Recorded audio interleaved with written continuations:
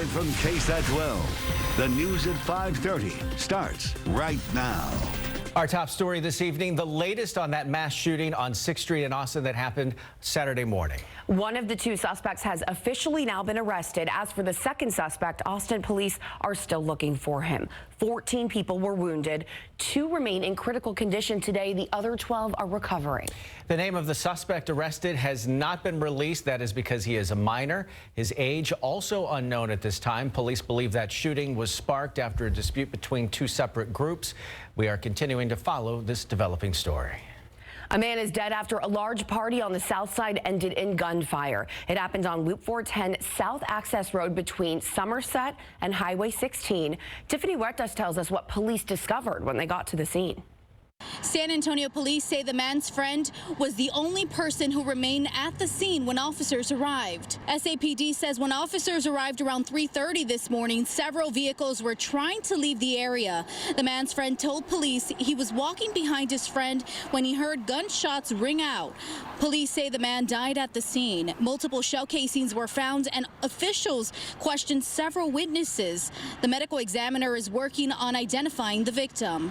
It's still unclear what led up to the shooting. Police say there are no suspects at this time. Reporting from the south side, Tiffany Huertas, KSAT 12 News. New at 5:30, we have an update now on a crash where a man who was walking was hit and killed by a vehicle. That Bexar County Medical Examiner's Office has identified that victim as 37-year-old Jose Flores.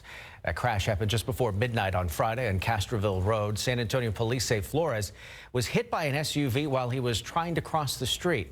Flores was taken to University Hospital where he was pronounced dead. The driver not expected to face any charges in this case because police say he did stop to render aid. Seguin police have arrested one armed robbery suspect, and they are currently still looking for his accomplice. Take a look. Seguin police say 37-year-old Atesco Factor turned himself in today. He's been held at the Guadalupe County Detention Center. Factor's accused of robbing 2 pharmacies in Pleasanton. Seguin police are still looking for 38-year-old Andrew Jack, seen here. He's accused of both of those robberies with Factor, along with 2 others in Seguin. Anyone with information on his whereabouts urged to call the Guadalupe County Crime Stoppers. The number on your screen, 877-403-8477. Taking a look at other stories we're following today around Texas. A federal judge has dismissed a lawsuit filed by hospital staffers who refused to get vaccinated for COVID-19. More than 100 employees sued Houston Methodist Hospital because it is requiring all employees there to be vaccinated for or face a risk of suspension or termination. Their lawsuit states the mandate goes too far and violates personal autonomy, calling the vaccines, quote, experimental and dangerous. But the judge agreed with the hospital that the group's claims about the vaccine are untrue. An appeal from the plaintiffs is expected. As the G7 summit comes to a close, the UK is the first stop on President Biden's foreign trip. But that's not where his schedule ends. Here's ABC's Karen Travers with where we can expect to see him in the coming days. President Biden and the First Lady visiting Queen Elizabeth Sunday at Windsor Castle outside London. Mr. Biden becoming the 13th American president the Queen has met. Under a bright sun, the president sporting his signature aviator sunglasses, taking in a guard of honor. The president inspecting the guards, then walking inside for a private tea with the Queen. We had a long talk, and she was very generous. As the G7 leaders wrapped up their summit Sunday, they adopted President Biden's vow to build back better, promising to end the coronavirus pandemic and combat climate change in a joint statement. The G7 is more united than ever before, more focused on the responsibility we wield collectively as some of the world's leading economies. The latest ABC News Ipsos poll finds 52% of Americans have a great deal or a good amount of trust in the president to negotiate with world leaders. Putin has said relations between Russia and the United States are at a low point. Well, let me make it clear. I think he's right. It's a low point. The White House says it expects the conversation to be straightforward and candid. President Biden today defending the decision to not hold a joint press conference with Putin at the end of their meeting. But this is not a contest about who can do better in front of a press conference or try to embarrass each other. It's about making myself very clear what the conditions are to get a better relationship. On Monday, President Biden attends a one-day summit at NATO headquarters here in Brussels. There, the president will reaffirm the U.S. commitment to the military alliance. The NATO country leaders will also discuss Afghanistan, climate change, and Russia. Karen Travers, ABC News, Brussels. Today, Israel's parliament swearing in a new prime minister, bringing Benjamin Netanyahu's historic 12-year rule to an end. Naftali Bennett won after a vote of 60 to 59. The vote ends a 2-year cycle of political paralysis in which the country held 4 deadlocked elections. Those votes focused largely on Netanyahu's divisive rule and his push to remain in office while on trial for corruption charges. President Joe Biden congratulating the new government, saying he is fully committed to work together to, quote, advance security, stability, and peace for Israelis, Palestinians, and people throughout the broader region, end quote. Well, it looks like a virtual reality video game, but the purpose and subject are very real. Law enforcement agencies across Texas are using this new 3D simulator for de-escalation training. We take you inside the headset and into the training at Balcones Heights Police Department. See the intensity of the drills and hear from officers about what they learned tonight on the Night Beat. We'll have more on the news at 5:30 right after this.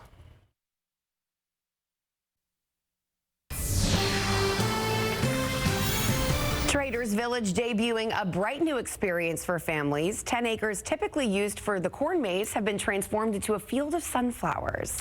And it opened to the public this weekend. Alicia Barrera explains the inspiration behind the new attraction. Sunflowers. They resemble and thrive with the sun. Monday of this week, literally, there was nothing.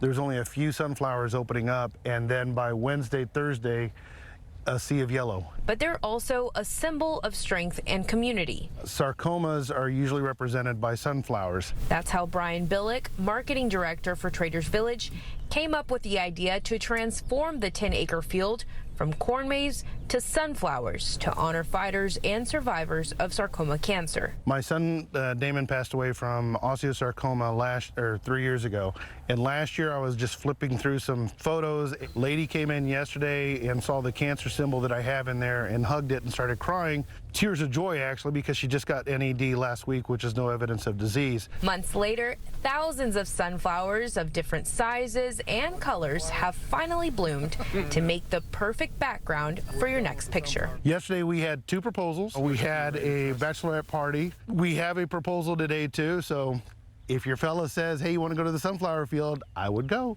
The sunflower field will remain open every weekend throughout the month of June, but due to the fact that we have gotten a lot of rain, those dates may be extended. Reporting from Traders Village, Alicia Barrera, KSAT 12 News.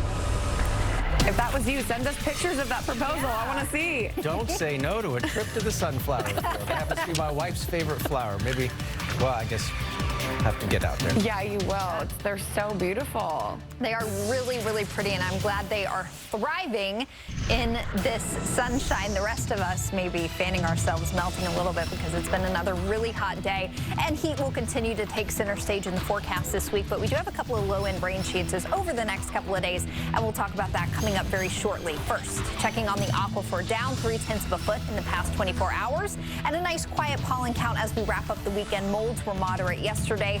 They're low today. Pigweed and grass staying low as well. I'll be right back with a look at your forecast for the week ahead.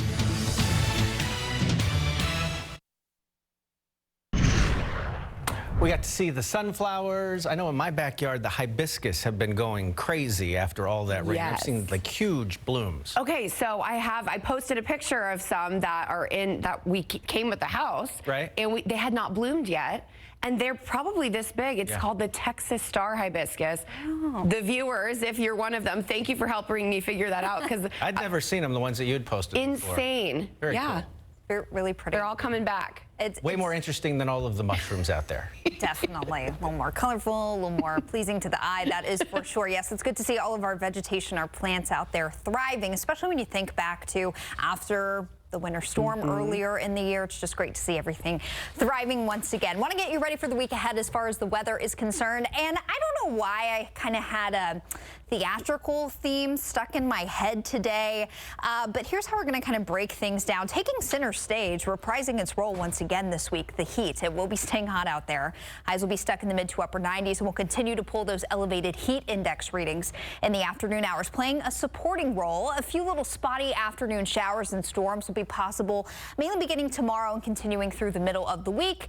Hanging out backstage, not really of a big concern for us in the week ahead. That tropical disturbance in the Gulf of Mexico, we'll talk about that coming up here very shortly. As for now, it's hot out there. 95 at the airport. Dew point of 70 means it feels like 101, and we don't even have a breeze to help us out currently. Winds are calm at the airport, and they're light across the majority of south central Texas for the time being. So your air temperatures are in white. The heat index, what it feels like when you factor in the dew point, that's the number in yellow, feeling like 103 in Gonzales, 106 in Del Rio. And again, winds are light across the area, so not even much of a breeze to help us out this afternoon.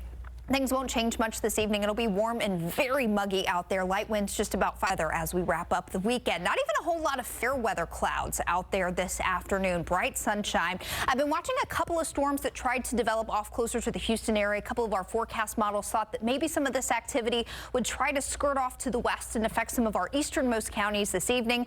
But even now, that activity near Houston has really died out, so I'm going to keep us rain-free for the rest of the evening. Futurecast model, though, picks up on that rain south of the Houston area, but don't expect it to have any impact on our area as we head into this evening and the overnight hours. So through tomorrow morning, I do think we'll pull in a few morning clouds, just like we've done the past couple of days. So partly to mostly cloudy early tomorrow, light winds in place. That humidity is going to make the air very heavy early tomorrow morning. So another warm, muggy start to the day for you on Monday. As we head into the afternoon, mix of sun and clouds. And as we get closer to, let's say, 4 or 5 o'clock, if we can get some showers or storms to break the cap or the lid on the atmosphere, we could have a couple of spotty thunder showers out there tomorrow afternoon. You really got to look closely to see where this forecast model thinks they could develop. So they're going to be very, very spotty in nature if they can develop, and coverage is going to be low, just about 20%. But nonetheless, during the heat of the day tomorrow, a couple of spotty thunder showers would be possible. Keep your fingers crossed, because the only way you're going to cool off over the next several days is if you can get one of those thunder showers to pop up over your house.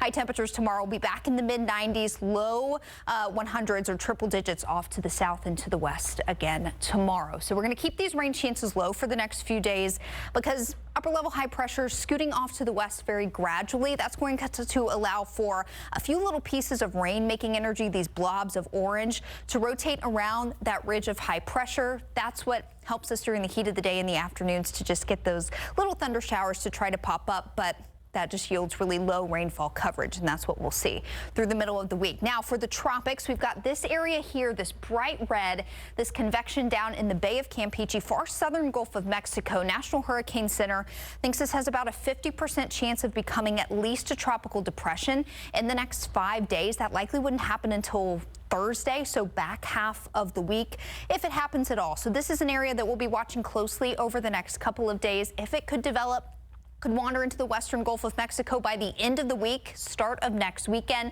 For now, I don't have it affecting our forecast here in south central Texas at all, but that is something we'll be watching closely in the week ahead, so keep that in mind. In the meantime, for your Monday, 95, the high temperature, outside chance of a spotty shower or storm in the afternoon. That will be true Tuesday into Wednesday as well. Otherwise, just toasty out there. Highs stuck right around 95 all week long, guys. Yeah, nice and sweaty out there for sure. Definitely. All right, our local IndyCar driver gets the checkered flag. Yeah, Pato, years old, guys. He is in his 4th season of IndyCar, and he is the first 2-time winner this season, winning just outside of Detroit today. We got it for you coming up. Plus, it's a triple sweet day for Wagner great Keanu Williams. Coming up after the break.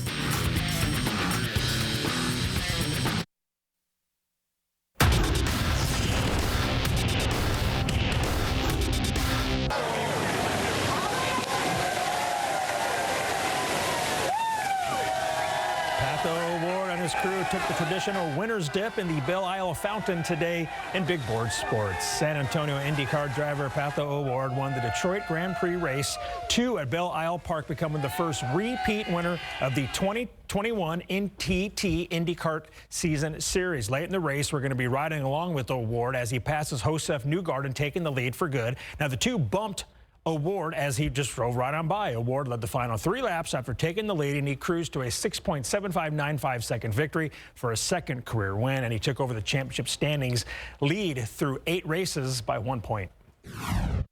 But I knew I had a great car under me. I need to thank Aero Electronics, Views, Auto McLaren SP, Mission, Team Chevy, man. I mean, this is a Team Chevy territory. I'm so excited, so pumped to get them this. And I texted Felix this morning. The important thing is that he's okay, but I told him I'm going to win it for you. So this is for him. Hey, we will have those highlights for you tonight on Instant Replay. Now, his teammate Felix Rosenqvist missed today's race after being hospitalized for a violent crash Saturday. He was released from the hospital this morning.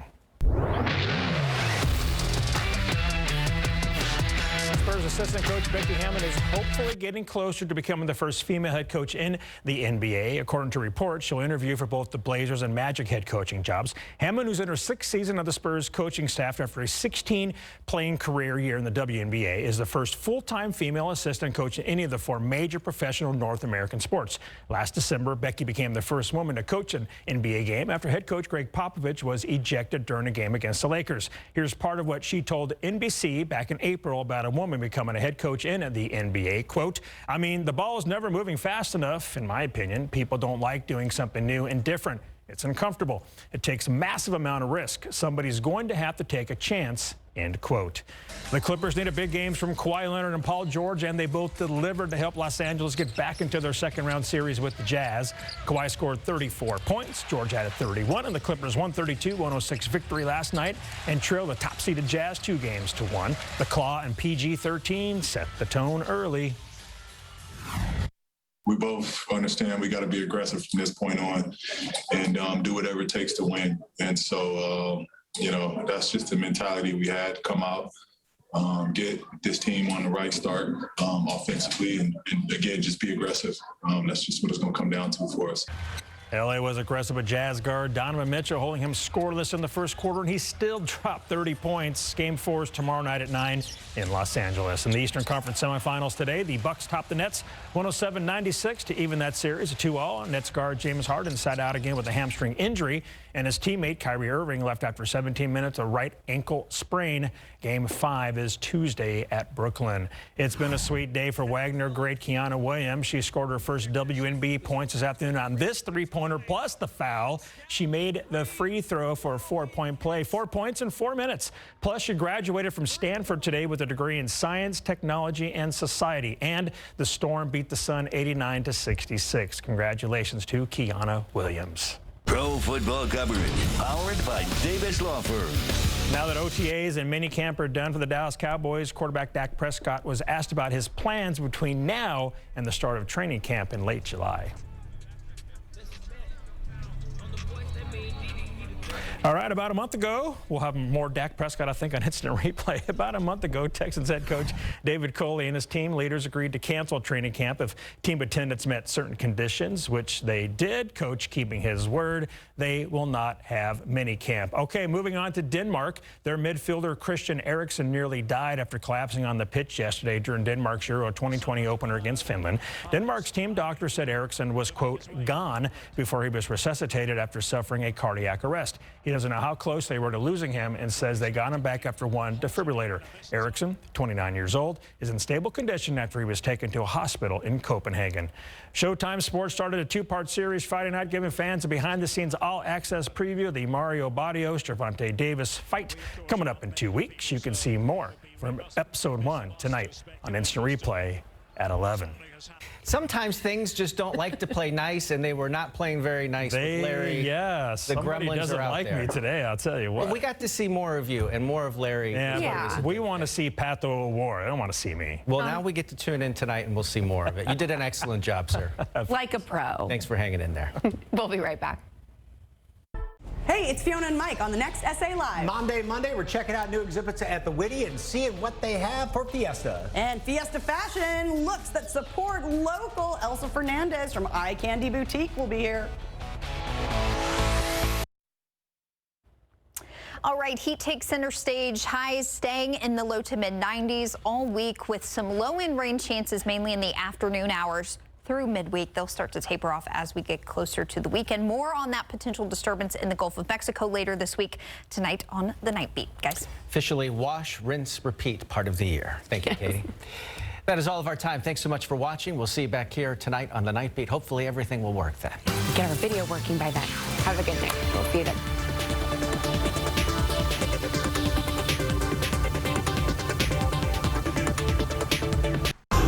Expect more. KSAT 12.